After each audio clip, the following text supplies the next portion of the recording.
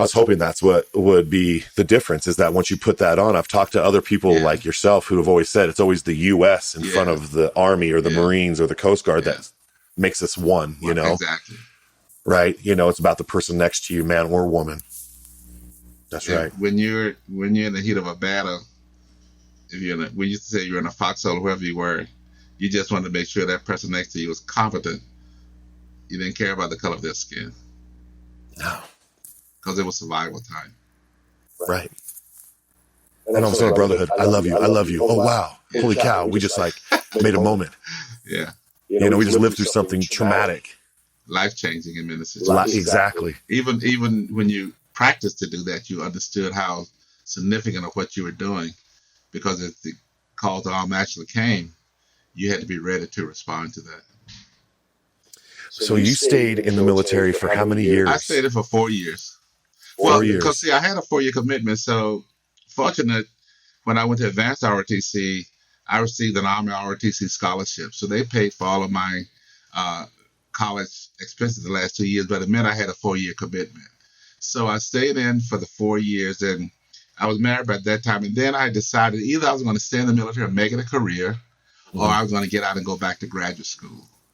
And I got admitted to the University of Virginia Tech, and Syracuse University, and decided to go to Syracuse. And that's when I decided to, leave the military.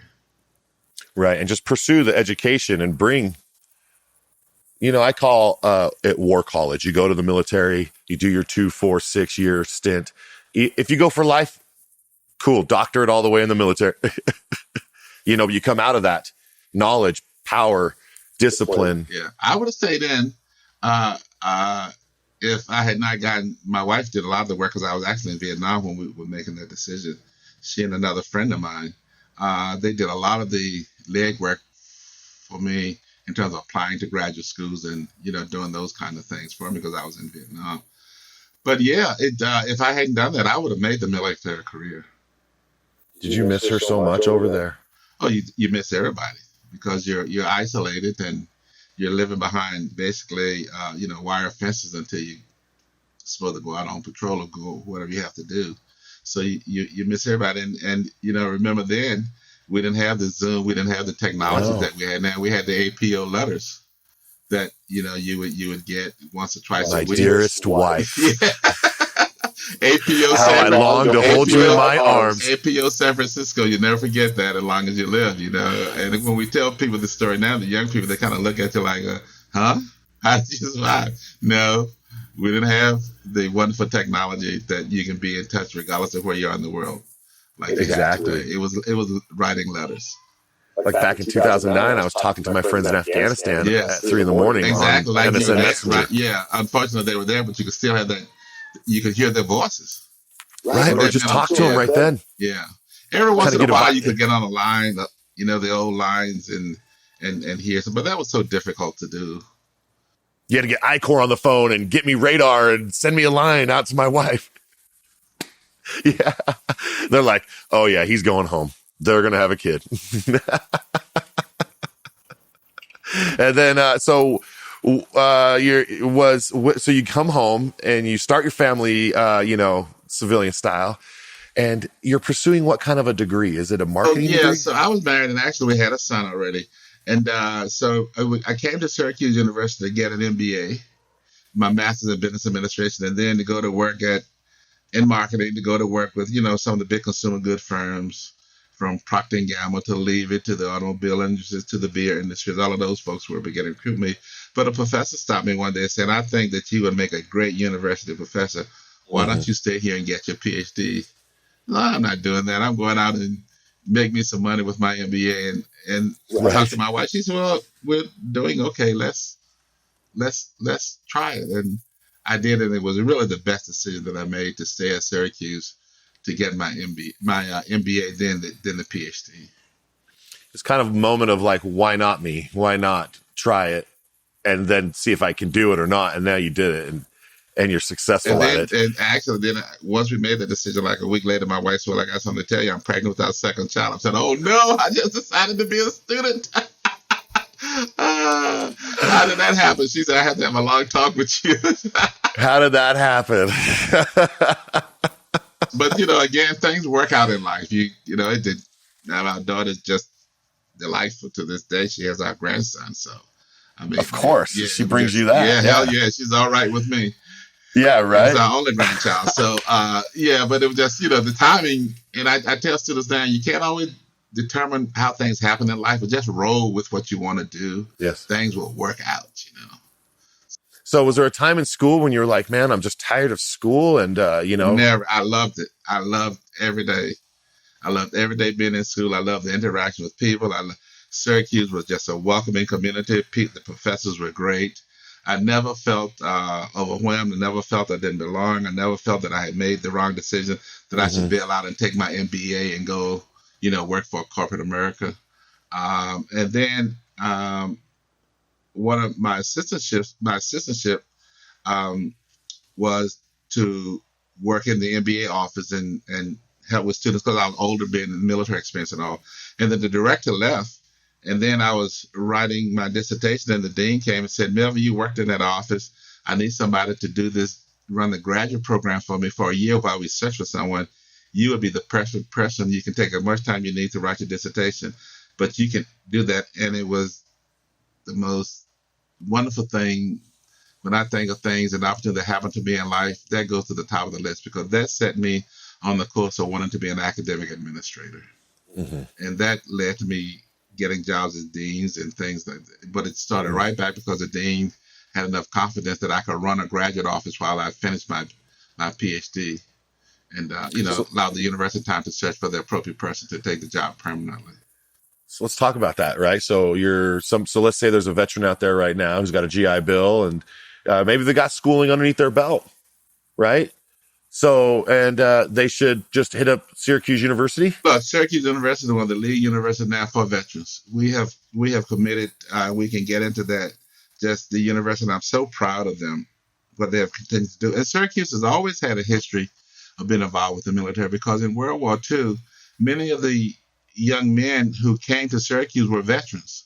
And so Syracuse built this huge veterans network many years ago. And actually, if you read the history of Syracuse, it was a veteran that made Syracuse a national university because they came back in numbers. In fact, the chancellors totally admitted so many veterans that some of the faculty had a vote of no confidence in him that he was changing the nature of the campus. And he survived that and actually built housing. So when I came to Syracuse as a veteran, I went to the top of the list of American student housing.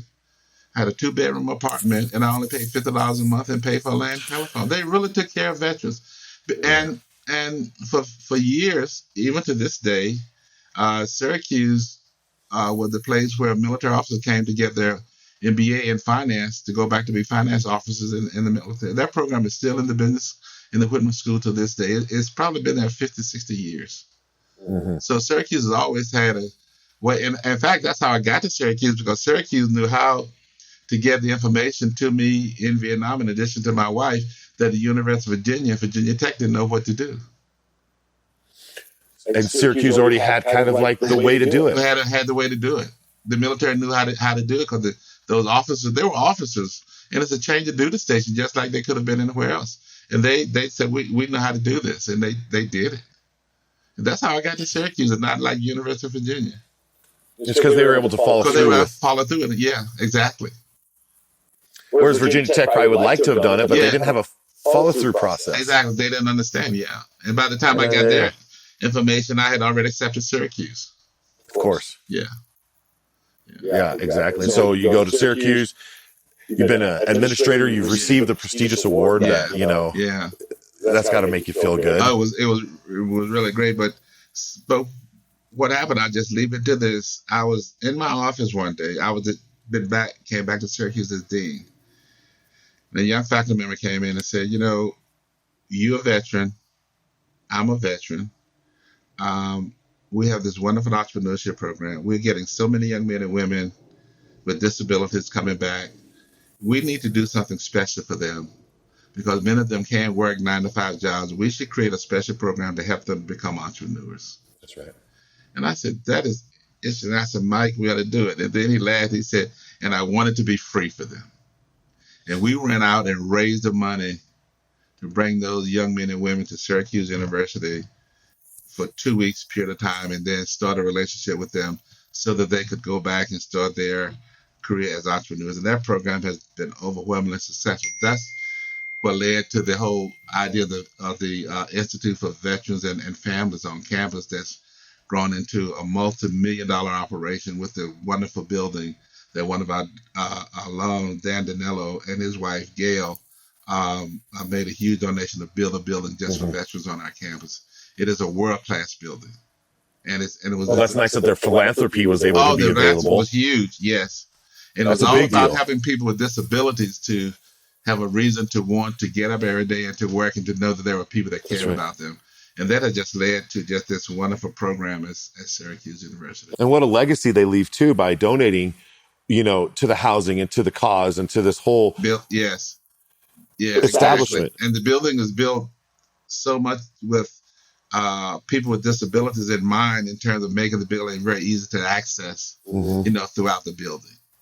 That's really cool. Yeah, it's really very few stairs, more ramps and stuff, for people in wheelchairs or other kind of. It's an amazing program. Yeah, slow movers, crutches. And it started just with one person coming to me saying, "We ought to do this." An idea. And you listened. And I listened, and I said, "Let's roll." Let's roll. Yeah, I love it. Yes. Yeah, I like it. I mean, I'm happy that that's what happened. Exactly. And the same thing happened with the PhD project. We didn't think that it wasn't designed so much for veterans, but veterans are now taking advantage. We didn't think there were enough people of color teaching in business schools. Right. So we said, look, let's go out and tell people, because most people think if they get that MBA, they can go out and live happily ever after, make a lot of money. They never thought about getting the PhD. And we started saying, let's try to change this model. Some of these people might not want to be in corporate America working for a big nonprofit. They might want to come back to get a PhD and stand in front of the classroom and teach business instead of, being a manager every day. And that happened too, and it led to a huge success. We have more than quadrupled the number of people of color now teaching in business schools across this country. Oh yeah, it's huge. You have, Hispanic, African American, Native American. Yes, and a lot of people had never even thought about that they should do this before the PhD project. And when they come to the conference, we explain all the information, how you can do it, when you can do it. And it has just been overwhelmingly successful, much more successful than I think that all of us, Bernie and Tara and all of us who were there from the beginning thought that it would be. Question Craig and Paula Kahlo, people like that, yes. How old are you today? I am 77 years old. 77. So you've seen it grow. Yes. Wow, like a child. Like we birthed it, Yes, we birthed it from a meeting.